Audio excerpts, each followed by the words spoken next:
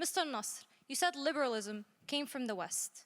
How can I trust anything that came out of the West when there is an active genocide that is being funded by the West in Palestine? And how can I not trust that I am next?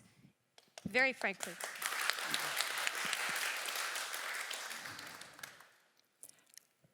Well, I fully understand your sentiment, and that's actually is at this particular point in time what has happened in Gaza is a major challenge to at least that aspect of liberalism that I mentioned, which is about its values and its application in a universal sense, about holding all countries to the same standard and valuing, as Hena said, life of all people equally. But there are other aspects to liberalism as well, which is about how a society governs itself. It's not just about what comes from the West or what West preaches, which, to your point, the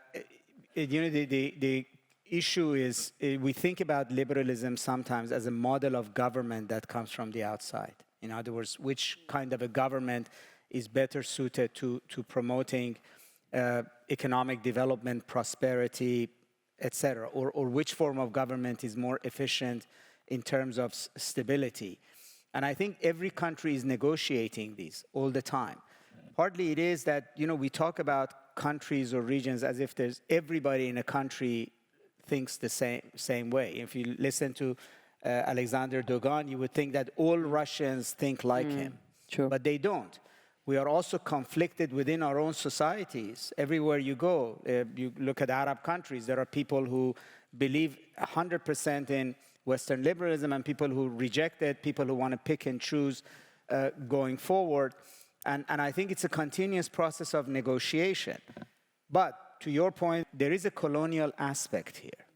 Because end of the day, we all sort of look at liberalism or the Western model as something that we didn't produce ourselves, that is being, that we are importing and sometimes is being forced on us.